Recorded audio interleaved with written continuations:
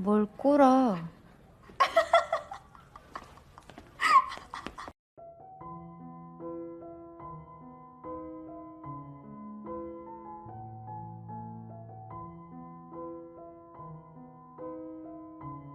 Umurnya tersisa 2 bulan lagi. Impian terakhirnya hanya satu, ingin berkumpul dengan teman gengnya semasa SMA.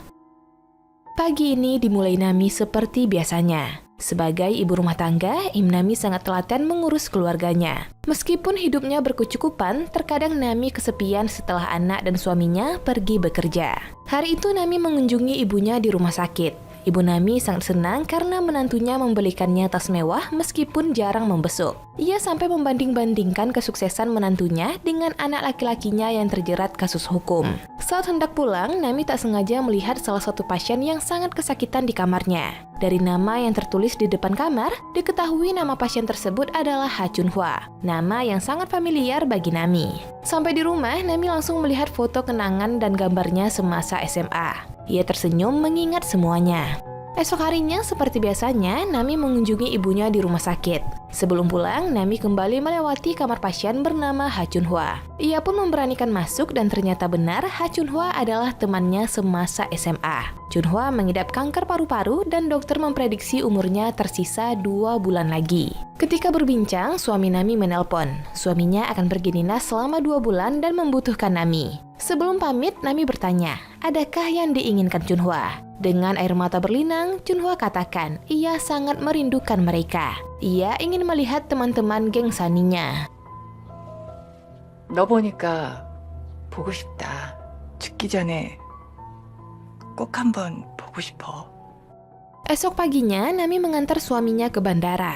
Meskipun selalu sibuk, tapi suaminya sangat menyayangi Nami dan tidak lupa memberikan uang bulanan yang lebih pada istrinya. Ketika akan pulang, perhatian Nami tertuju pada anak SMA yang akan berangkat sekolah. Ia meminta supirnya untuk berhenti dan berjalan menuju sekolahnya. Kenangannya seketika kembali saat ia masih SMA. Nami merupakan murid bangku di SMA khusus wanita di Seoul. Setelah mengenalkan dirinya, Nami disuruh duduk bersebelahan dengan murid yang sedari tadi menunduk, bernama Kim Jang-mi. Ketika guru keluar, murid nakal bernama Sang-mi dan temannya mencoba membuli Nami. Untunglah seorang murid bernama Chunhwa menyelamatkannya. Inilah Chunhwa semasa muda, tomboy namun baik. Ia tidak sungkan mengajak Nami berkenalan lebih dulu. Nami yang antusias langsung berdiri, tapi peralatannya langsung jatuh berserakan. Jang-mi yang sedari tadi menunduk langsung mengangkat wajahnya dan bertanya apakah wajahnya aneh. Nami tak menjawab karena ia buru-buru merapikan peralatannya. Sampai di meja seorang murid, Nami sangat terpesona pada kecantikannya. Gadis cantik dan ketus itu bernama Suji. 뭘 꼬라.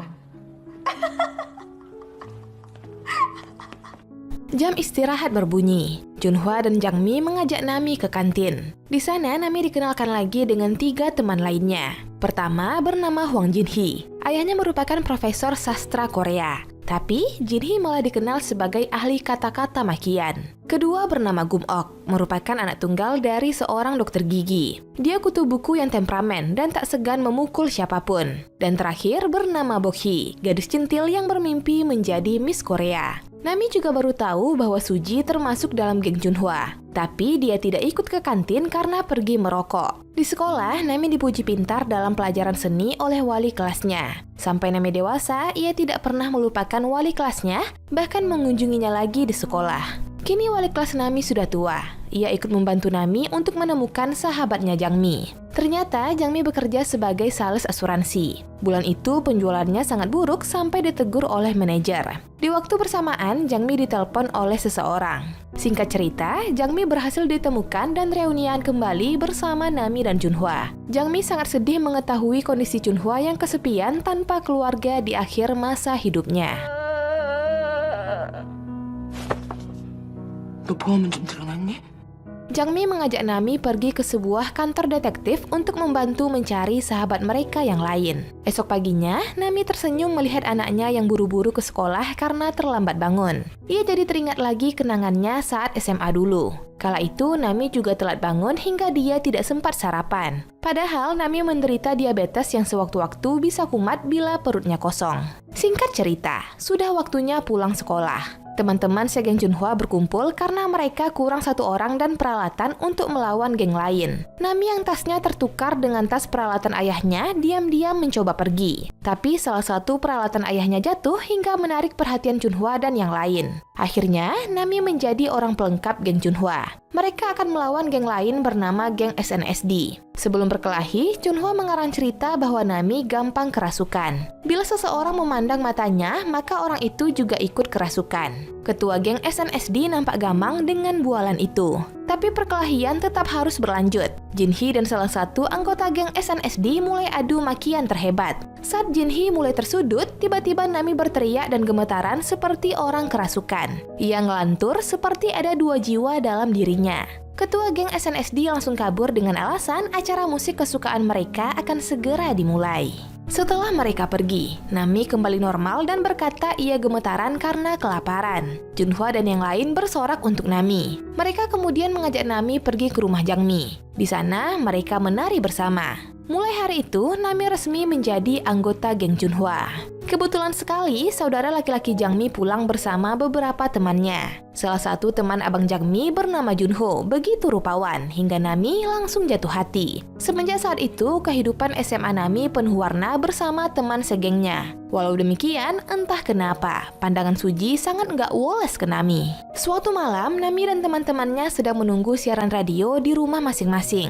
Gumok mengirim surat pendengar untuk geng mereka dan mengusulkan nama Sunny menjadi nama geng mereka. Semua yang mendengarnya sangat gembira dan setuju dengan nama geng Sunny. Kembali ke masa kini, kenangan itu membuat Nami ingin kembali ke masa SMA. Ia usil memakai baju sekolah anaknya dan ketahuan. Sesaat kemudian, Jangmi menelpon. Ia sudah menemukan keberadaan Jinhee si Ratu Makian. Nami dan Jangmi kemudian pergi ke resort golf yang mewah.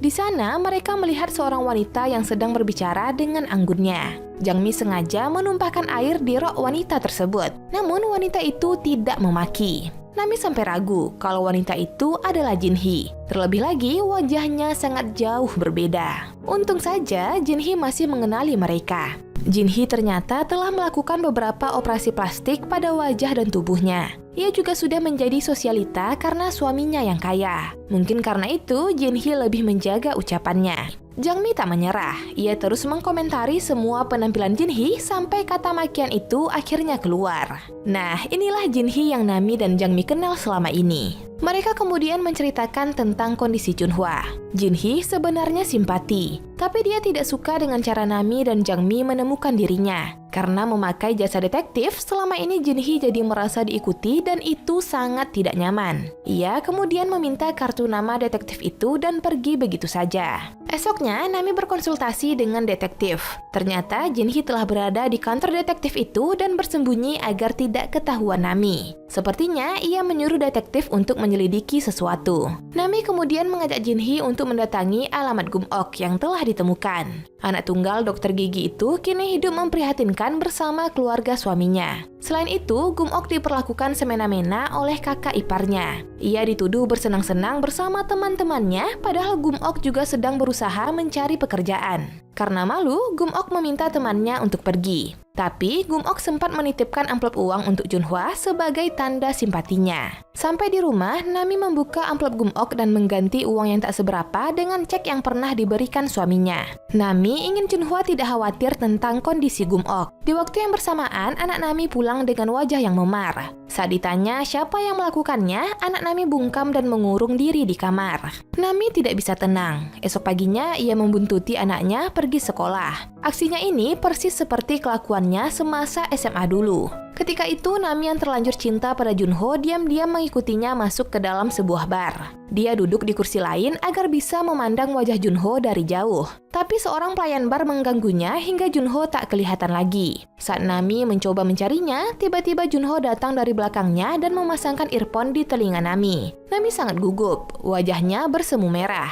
Ia salah tingkah dan segera lari keluar bar. Apesnya, ia malah ketemu dengan geng SNSD. Mereka sudah tahu bahwa Nami pura-pura kerasukan. Kini mereka ingin membalasnya, tapi segera dihentikan oleh Junho. Gertakan pria tampan itu membuat ketua geng SNSD takut hingga mereka kabur lagi. Nami sangat senang malam itu.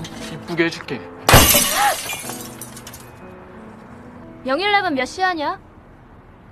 요즘 애들 왜 이렇게 무섭냐? Junho juga mengantarnya pulang dan berpesan agar Nami mengakuinya sebagai pacarnya bila geng SNSD mengganggunya lagi. Tapi kebahagiaannya buyar ketika rumahnya didatangi polisi. Ternyata abangnya Jungi diduga sebagai penyebar propaganda dan dalang terjadinya demo buruh. Sampai saat ini, abangnya belum pulang dan itu membuat orang tua Nami semakin pusing. Tahun itu demo sering terjadi. Geng Sunny dan geng SNSD hari itu akan berkelahi lagi. Di antara kerumunan demonstran, mereka bertarung satu sama lain. Perkelahian hari itu justru membuat Nami sangat senang.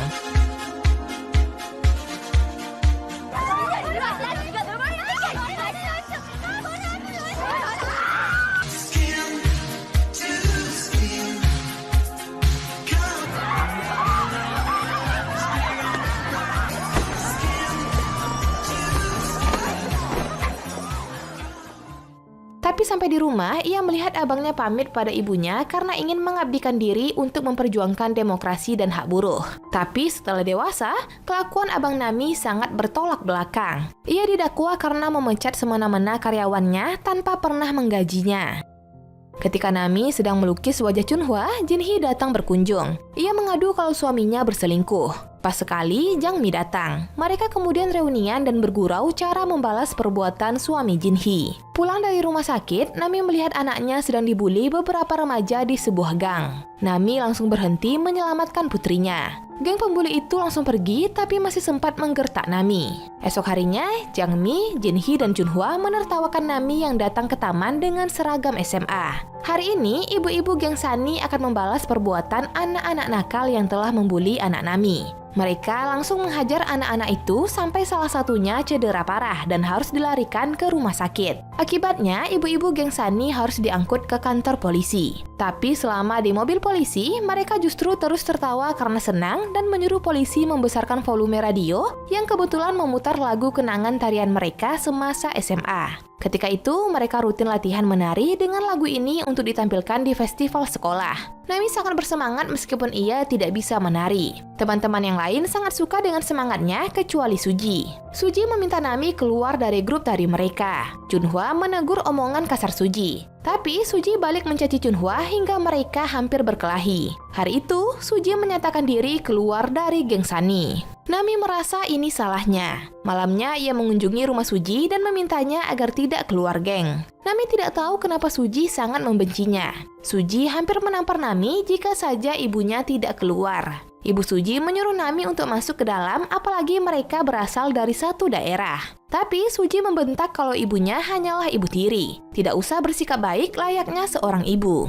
Suji kemudian mengambil mantel dan mengajak Nami ke warung soju. Mereka memakai lipstik tebal dan berlagak seperti wanita dewasa agar bisa memesan soju. Ternyata alasan Suji membenci Nami karena ia berasal dari daerah yang sama dengan ibu tirinya. Mereka minum sampai mabuk dan berpelukan minta maaf satu sama lain. Kembali ke masa kini, detektif menelpon Nami kalau keberadaan Bok-hee telah ditemukan. Nami akan segera ke sana. Tapi sebelum itu, ia ingin memberikan lukisan wajah Chunhwa pada empunya. Tapi sampai di depan kamar Chunhwa, Nami menangis melihat sahabatnya itu sedang berjuang melawan rasa sakitnya yang semakin parah. Singkat cerita, Nami mencari alamat Bok-hee bersama Jang Mi. Ternyata wanita yang dulu bermimpi jadi Miss Korea itu kini hidup memprihatinkan. Bok-hee bekerja di sebuah rumah bordil melayani pria hidung belang demi melunasi hutang ibunya. Ia bahkan harus terpisah dari anak gadisnya yang kini berada di LSM. Di depan teman-temannya, Bok-hee berusaha kelihatan baik-baik saja. Nami tidak kuat lagi melihat temannya jadi budak pemuas nafsu. Ia lalu membayar mahal pada bos Bok-hee supaya hari itu Bok-hee tidak melayani siapapun. Nami berjanji akan mencarikan Bok-hee pekerjaan lain supaya dia bisa berkumpul bersama anaknya. Malamnya Nami membesuk Chunhwa. Dengan kondisi Chunhwa yang semakin lemah, mereka saling menguatkan satu sama lain. Chunhwa juga menitipkan sebuah CD untuk Nami. Sampai di rumah, Nami langsung memutar CD tersebut yang ternyata berisi rekaman impian mereka masing-masing semasa SMA. Di dalam video itu juga tertangkap sosok si pembuli Sangmi bersama temannya. Kala itu seusai merekam video, Nami keluar untuk minum dari keran sekolah. Sangmi datang menghujat Nami kalau pertemanan geng Sunny tidak akan bertahan. Mereka akan segera mencampakkan Nami. Kali ini Nami tidak bisa tinggal diam. Ia mengajak Sangmi untuk bertemu di tempat sampah di belakang sekolah. Namun ternyata Sangmi malah mengajak teman-temannya. Nami menyuruh Sangmi meminta maaf, apalagi Nami tahu kalau Sangmi suka menghirup lem. Hal itulah yang membuatnya bertengkar dengan Chunhwa karena Chunhwa tidak mau mengikutinya. Mengetahui aibnya terbongkar, Sangmi langsung menendang Nami. Ia menyuruh teman-temannya untuk melucuti baju Nami supaya bisa difoto. Untunglah Suji datang. Ternyata dari tadi Suji sedang merokok di lantai 2. Suji langsung membantu Nami berdiri. Sangmi malah ikut mengancam Suji. Tapi sepertinya dia salah lawan. Suji langsung melempar puntung rokok ke arah wajah Sangmi dan menendangnya sampai tumbang. Kebetulan ada kayu yang sedang dibakar. Suji langsung mengambil salah satu kayu yang penuh bara dan hendak membakar wajah Sangmi dengan itu. Tapi Nami memohon agar Suji tidak melakukannya. Baru sampai di kelas, guru BK masuk karena menemukan ada puntung rokok. Ia hendak merazia masing-masing tas. Tapi Sangmi masuk dengan tidak sopan hingga perhatian guru BK teralihkan. Sangmi tidak mengindahkan saat guru BK menyuruhnya berdiri. Hal itu membuat kepalanya dipukul beberapa kali. Sangmi yang sudah emosi sejak tadi akhirnya bangkit memaki guru BK dan memecahkan cermin sebelum keluar kelas. Beberapa hari kemudian, geng Sani dan geng Abang Jangmi liburan keluar kota. Selama di kereta, diam-diam Nami melukis wajah Junho. Setelah sampai di tujuan, Nami hendak menyerahkan lukisannya pada Junho yang sedang bersantai di tepi danau. Tapi langkah Nami terhenti saat melihat Suji datang menghampiri Junho dan mereka berciuman. Hati Nami sangat hancur kala itu. Kini, setelah detektif berhasil menemukan keberadaan Junho, Nami baru bisa menyerahkannya setelah sekian puluh tahun. Junho telah menjadi ayah dari seorang putra yang sangat mirip dengannya. Kembali ke zaman SMA, tibalah hari festival sekolah. Banyak murid laki-laki yang datang ke sekolah mereka sekedar ingin melihat Suji yang kini menjadi cover girl majalah remaja. Geng Sani juga bersiap dengan penampilan mereka. Tapi Suji sadar bahwa Nami bersikap aneh setelah pulang liburan. Chunhwa lalu menyuruh Nami makan di kantin setelah melihat tangan Nami gemetaran. Sampai di kantin, Sangmi menghampiri Nami. Ia mengajak Nami berteman, tapi tingkahnya seperti orang stres karena baru saja menghirup lem. Tiba-tiba, Sangmi mengamuk dan memaksa Nami minum soda. Kebetulan teman Sangmi yang sudah tobat melihatnya dan segera memberitahu pada geng Sani. Chunhwa dan gengnya segera ke sana. Mereka melihat Nami terus dipaksa oleh Sangmi yang sedang di bawah pengaruh lem kambing. Chunhwa segera menampar Sangmi. Mereka bertengkar hebat di kantin. Suji yang datang terlambat mencoba masuk dari pintu belakang. Sangmi yang tidak sengaja menabrak tubuh Suji langsung melukai wajahnya dengan pecahan botol di tangannya. Darah banyak menetes dari wajah Suji. Semua histeris bahkan setelah ambulan membawa Suji ke rumah sakit. Akibat insiden itu, geng Sani dipukuli habis-habisan oleh guru BK. Bahkan mereka dikeluarkan hingga Nami kembali dipukul ayahnya sampai di rumah. Nami kemudian keluar dari rumah dan menemui teman-temannya di depan rumah Suji. Nami mendapat kabar kalau Suji mencoba diri dan membuat mereka semakin menangis. Apalagi mereka akan segera berpisah setelah dikeluarkan dari sekolah. Sebagai ketua geng, Chunhwa berkata bahwa ini bukan akhir dari geng Sani. Mereka akan bertemu suatu saat nanti dengan membawa Suji. Itulah kenangan terakhir Nami bersama geng Sani selama SMA. 우리 써니가 해체할 수 있겠어? 다시 뭉쳐야지. 우리 중에 누가 먼저 죽을지 모르겠는데 우리 다시 다 만나는 거다.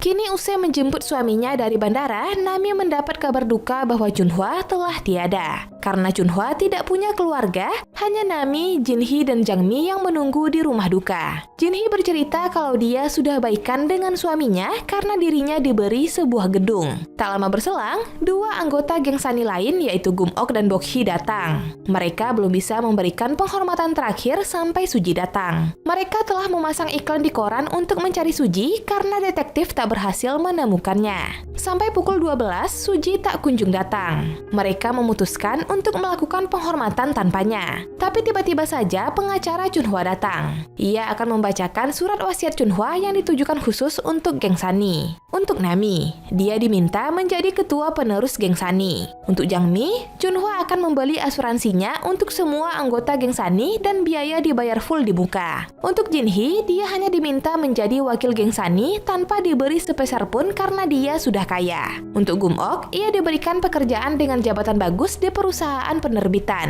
Dengan begini, keluarga suaminya tidak akan merendahkan Gumok. Terakhir untuk Bok-hee, Chunhwa memberikannya apartemen agar tidak perlu tinggal lagi di rumah bordil. Semua biaya hidup sampai biaya pernikahan anak Bok-hee nanti akan dibayarkan oleh perusahaan Chunhwa. Semua orang sangat bahagia mendengarnya. Tapi Chunhwa juga berpesan ingin melihat tarian geng Sunny yang tak jadi mereka tampilkan semasa SMA dulu. Mereka kemudian mulai menari di depan altar pemakaman Chunhwa. Setelah tarian selesai, tak disangka Suji pun datang. Mereka semua kembali reuni meskipun Chunhwa telah tiada. Ya, dengan begitu cerita pun tamat.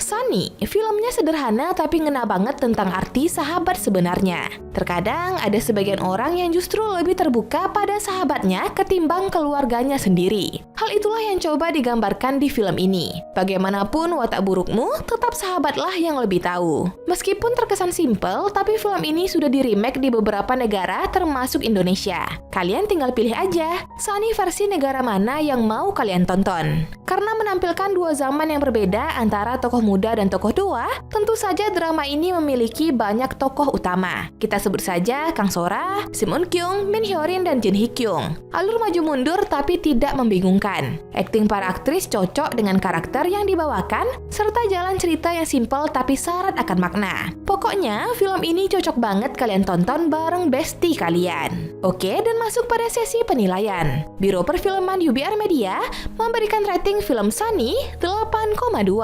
Like dan share ke teman-teman tersayangmu agar mereka juga ikutan nonton film keren ini. Dan jangan lupa subscribe channel UBR Anything. Terima kasih banyak dan bye-bye.